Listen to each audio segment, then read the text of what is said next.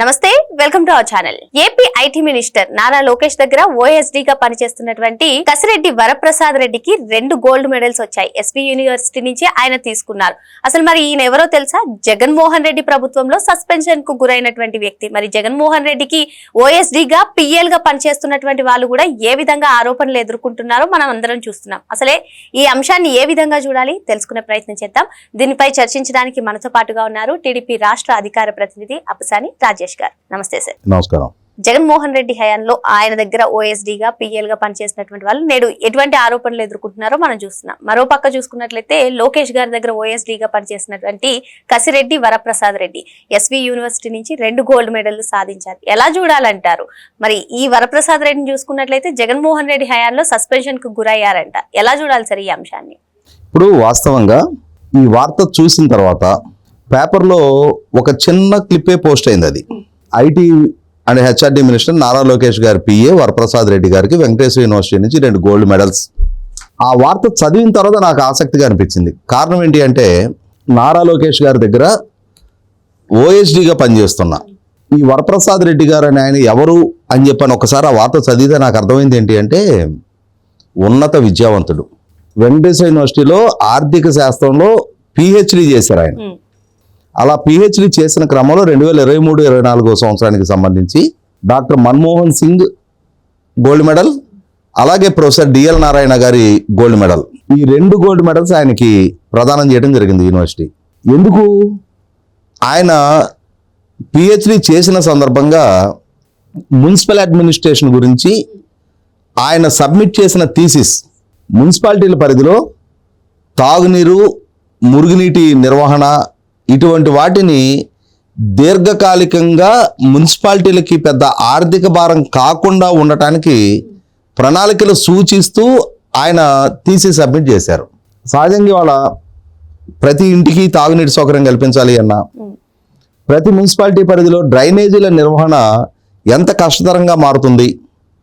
ఎందుకంటే వాళ్ళ మేజర్ పంచాయతీల దగ్గర నుంచి మున్సిపాలిటీల వరకు ఈ డ్రైనేజీల నిర్వహణ లోపం కారణంగా దోమలు పెరిగి ప్రజారోగ్యం కూడా దెబ్బతింటున్న చాలా సందర్భాలు చూస్తూ ఉన్నాం మనం. అటువంటి సందర్భంలో ఈ పారిశుధ్యానికి, తాగునీటికి అధిక ప్రాధాన్యత ఇచ్చే మున్సిపాలిటీ పాలక మండలాల పట్ల ప్రజలు కూడా ఆదరణ కనపరుస్తూ ఉంటారు.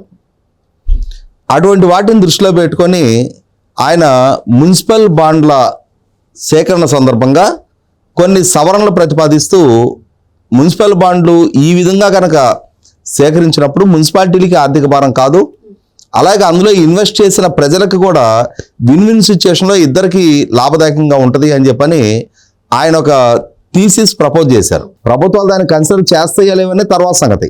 కానీ గ్రౌండ్ రియాలిటీ పట్ల అవగాహనతో, పాలనాపరమైన వ్యవహారాల పట్ల పరిజ్ఞానంతో ఆయన సబ్మిట్ చేసిన థీసిస్ని మెచ్చుకుంటూ ఇదొక విప్లవాత్మకమైన ప్రతిపాదన అని చెప్పని గుర్తించిన యూనివర్సిటీ ఆయనకి 2 గోల్డ్ మెడల్స్ ఇవ్వడం జరిగింది. ఇక్కడ గమనించుకోవాల్సింది ఏంటంటే, మనకు తెలుసు గడిచిన కొన్నాళ్ళుగా ఆంధ్రప్రదేశ్ రాష్ట్ర రాజకీయాల్లో నోరు తెరిస్తే కులం ప్రస్తావన తీసుకొస్తా ఉన్నారు. అసలు కులపరమైన ఎఫిలియేషన్ ప్రతి అనవసరపు విషయాలకు కూడా ప్రస్తావన తెస్తూ ఉన్నారు. కమ్మ సామాజిక వర్గీయులు మొత్తం చంద్రబాబు నాయుడు గారి పక్షాన, రెడ్డి సామాజిక వర్గీయులు మొత్తం జగన్మోహన్ రెడ్డి పక్షాన ఉన్నట్టుగా చిత్రీకరించే ప్రయత్నం జరుగుతుంది. దానికి బలం చేకూరుస్తానే జగన్మోహన్ రెడ్డి ముఖ్యమంత్రిగా కొనసాగిన సందర్భంలో కూడా ఆ పార్టీలో కానీ ఆ ప్రభుత్వంలో కానీ ఆయన కల్పించిన ప్రాధాన్యత, ఆ పార్టీ గౌరవాధ్యక్షురాలుగా విజయలక్ష్మి గారు ఉండేవారు, ఆ పార్టీ అధ్యక్షుడు రాష్ట్ర ముఖ్యమంత్రిగా జగన్మోహన్ రెడ్డి, ఆ పార్టీ 3 ప్రాంతాల సమన్వయకర్తలుగా వైవి సుబ్బారెడ్డి, సజ్జల రామకృష్ణారెడ్డి, విజయసాయిరెడ్డి, ఆ పార్టీ లోక్సభ పక్ష నాయకుడిగా మిథున్ రెడ్డి, పార్టీ రాజ్యసభ పక్ష నాయకుడిగా Vemireddy Prabhakar Reddy, party parliamentary party నాయకుడిగా విజయసాయిరెడ్డి, ఆ ప్రభుత్వంలో చీఫ్ సెక్రటరీగా జవహర్ రెడ్డి, డీజీపీగా కసిరెడ్డి రాజేంద్రనాథ్ రెడ్డి, ఆ ప్రభుత్వ కీలక సలహాదారులుగా అజయ్ కలం రెడ్డి, సజ్జల రామకృష్ణారెడ్డి. అంటే టాప్ 1 నుంచి ఒక 50 వరకు జగన్మోహన్ రెడ్డి పిఏగా ధనుంజయ రెడ్డి, జగన్మోహన్ రెడ్డి ఓఎస్డీగా కృష్ణమోహన్ రెడ్డి. అంటే ఇక్కడ మనకి ఏమర్థమవుతుంది? జగన్మోహన్ రెడ్డి తన చుట్టూ రెడ్లతో ఒక వలయం సృష్టించుకున్నాడు. అలా సృష్టించుకొని ఎవరికి అవకాశాలు కల్పించాడో వాళ్ళందరి వాళ్ళ జగన్మోహన్ రెడ్డి పాలనా హయాంలో జరిగిన అక్రమాలు, అరాచకాలు, కుంభకోణాలు, భూ ఆక్రమణలు వీటిల్లో కేసులు పాలై జైలు పాలవుతా ఉన్నారు. అంటే జగన్మోహన్ రెడ్డితో చేయలేని పర్యవసానం. ఇవాళ చీఫ్ సెక్రటరీగా జవహర్ రెడ్డి గారు పనిచేశారు అని అంటే ఆయన ఐఏఎస్ అధికారిగా పేపర్లు కొట్టేసి రాలా. ఆయన ప్రతిభా పాఠవాల కారణంగానే ఐఏఎస్ దక్కించుకున్నారు. కసిరెడ్డి రాజనాథ్ రెడ్డి కూడా ఆయన కూడా ఐపీఎస్కి వాళ్ళ మేనమావ రికమెండేషన్ మీదో ఇంకో దాని మీద రాలా. ఆయన ప్రతిభా పాఠవాల కారణంగానే ఆయన కూడా ఐపీఎస్ దక్కించుకున్నారు. కానీ జగన్మోహన్ రెడ్డితో చేయలేని కారణంగా ఆయన విధానాలు గుడ్డిగా అనుసరించి అమలు చేసిన కారణంగా వాళ్ళ క్రెడిబిలిటీ కూడా దెబ్బతీసుకున్నారు. ఇవాళ మరి అదే ఎన్డీఏ కూటమి ప్రభుత్వం ఇవాళ లోకేష్ గారు సామాజిక వర్గానికి ప్రాధాన్యత ఇవ్వాల, ఆయన ఎడ్యుకేషన్ క్వాలిఫికేషన్కి ప్రాధాన్యత ఇచ్చారు. ఆర్థిక విభాగంలో ఫైనాన్స్ డిపార్ట్మెంట్లో సెక్షన్ ఆఫీసర్గా పనిచేస్తున్న కసిరెడ్డి వరప్రసాద్ రెడ్డి గారు ఆయన ఆర్థిక శాస్త్రంలో సాధించిన పిహెచ్డి, ఆయన ఎల్ఎల్బి పూర్తి చేసి ఎల్ఎల్ఎం కూడా చదువుతూ ఉన్నారు. తెలంగాణ మున్సిపల్ అడ్మినిస్ట్రేషన్ మీద ఆయన చేసిన రీసెర్చ్ చాలా లోతైన రీసెర్చ్ అని చెప్పని ఇవాళ P4 కమిషన్ వైస్ చైర్మన్గా ఉన్న ఒకనాటి planning commission vice chairman Kutumbarao గారు కూడా ఆయన్ని సర్టిఫై చేస్తూ లెటర్ ఇవ్వడం జరిగింది.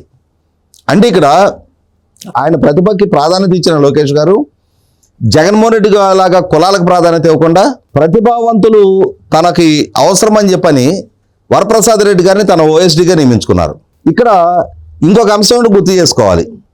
జగన్మోహన్ రెడ్డి పాలనా హయాంలో ఆ ప్రభుత్వ హయాంలో జరుగుతున్న ఆ అప్పులు గురించిన సమాచారం వెలుగులోకి వస్తుంది. ఆ అప్పుల గురించిన సమాచారం మీడియాలో విస్తృతంగా చర్చనీయాంశం అవుతుంది. ఆయన పాలనా హయాంలో చేస్తున్న అప్పులను ప్రస్తావిస్తూ ప్రతిపక్షాలు విమర్శిస్తున్నాయి అని చెప్పని నీ పాలనా హయాంలో నీ పొలిటికల్ అడ్మినిస్ట్రేషన్ కారణంగా అప్పులు జరుగుతున్నాయి, ఈ సమాచారం లీక్ చేస్తున్నారు అని చెప్పని ఆ రోజు ఆర్థిక శాఖలో ఉన్న ఈ వరప్రసాద్ రెడ్డి గారితో పాటు ఇంకొక ఇద్దరిని బాధ్యులుగా నిందలు మోపి వాళ్ళని 3 ఏళ్ళు సస్పెన్షన్ గురి చేశారు. అంటే ప్రభుత్వ సమాచారం, అది ప్రభుత్వ సమాచారాన్ని దాగుడు మూతలాడాల్సిన నెక్స్ట్ లేదు. వీళ్ళు లీక్ చేశారు అంటే ప్రూఫ్లు లేవు, కానీ వాళ్ళ మీద నిందలు మోపి వాళ్ళని సస్పెన్షన్ గురి చేశారు. కోడ్ ఆఫ్ కాండక్ట్ అమల్లోకి వచ్చినాక వరప్రసాద్ రెడ్డి గారికి ఆ మిగిలిన ఇద్దరికి కూడా పోస్టింగ్స్ ఇవ్వడం జరిగింది. ఇవాళ అటువంటి వరప్రసాద్ రెడ్డి గారి ప్రతిభా పాఠవాన్ని గుర్తించి లోకేష్ గారు ఆయన సర్వీసెస్ తనకు అందాలి అని చెప్పని అటువంటి ఉన్నత విద్యావంతుడు, ప్రతిభావంతుడు, పాలనాపరమైన ప్రొసీడింగ్స్ పట్ల అవగాహన ఉన్న వ్యక్తి ఆ సర్వీసెస్ తనకు దక్కాలి అని చెప్పని తీసుకొచ్చి తన ఓఎస్డీగా పెట్టుకున్నాడు. మరి ఇదే జగన్మోహన్ రెడ్డి పాలనా హయాంలో మనం చూసాం, ఆయన అడిషనల్ అడ్వకేట్ జనరల్గా కూడా పనవోలు సుధాకర్ రెడ్డిని పెట్టుకున్నాడు. ఈ పనవోలు సుధాకర్ రెడ్డిలు, ఈ ధనుంజయ రెడ్డిలు, కృష్ణమోహన్ రెడ్డిలు వీళ్ళందరూ సాధించిన ఘనత ఏంటయ్యా అనేది ఇవాళ జగన్మోహన్ రెడ్డికి దక్కిన 11 సీట్లు చూపిస్తూ ఉన్నాయి. అంటే అక్కడ తన సొంత సామాజిక వర్గీయుడైనా సరే బాగా చదువుకున్న వాళ్ళకి, నైతిక విలువలు కలిగిన వాళ్ళకి ప్రాధాన్యత ఇవ్వకుండా తన కుంభకోణాల్లో తనకు తోడుగా నిలబడే వాళ్ళని, తన అరాచకాలు అక్రమాల్లో తనకి వాటాదారులుగా ఉండే వాళ్ళని ఎంపిక చేసుకున్న పర్యవసానం ఇవాళ జగన్మోహన్ రెడ్డి రాజకీయంగా పతనాన్ని చవిచూసి ఇవాళ వీళ్ళందరూ కూడా కేసుల పాలు, జైలు పాలవుతూ ఉన్నారు. అటువంటి జగన్మోహన్ రెడ్డి ఆదరణ దక్కనందుకు వరప్రసాద్ రెడ్డి గారు ఇవాళ చాలా సంతోషపడతా ఉండాలి. లేకుంటే ఆ విశ్వవలయంలో తను కూడా పావుగా మారుండేవాడు. ఇవాళ దేశం గర్విస్తుంది లోకేష్ని చూసి. మిగిలిన ఇరుగు పొరుగు రాష్ట్రాల వాళ్ళందరూ ఇటువంటి ఐటీ అండ్ హెచ్ఆర్టీ మినిస్టర్ మాకెందుకు లేడా అని చెప్పని అక్కడ ప్రభుత్వాలను నిందిస్తూ ఉన్నారు. ఏపీకి మాత్రమే సాధ్యమైన పెట్టుబడి ప్రతిపాదనలు మిగిలిన రాష్ట్రాలకు ఎందుకు దక్కటం లేదు అని చెప్పని ఇవాళ మిగిలిన రాష్ట్రాల ప్రతిపక్షాల ప్రభుత్వాల మీద ఒత్తిడి పెంచుతూ ఉన్నాయి. అటువంటి ప్రతిష్టాత్మక పనితీరు కనపరుస్తున్న లోకేష్ దగ్గర ఓఎస్డీగా కొనసాగటం వరప్రసాద్ రెడ్డి గారికి ఎంతటి విలువ తీసుకొస్తుందో, అలాగే అటువంటి ఉన్నత విద్యావంతుడికి, నీతి నిజాయితీ కలిగిన వ్యక్తిని గుర్తించి గౌరవించడం లోకేష్ గారి బోల్డ్నెస్ కూడా తెలియజేస్తూ ఉంది.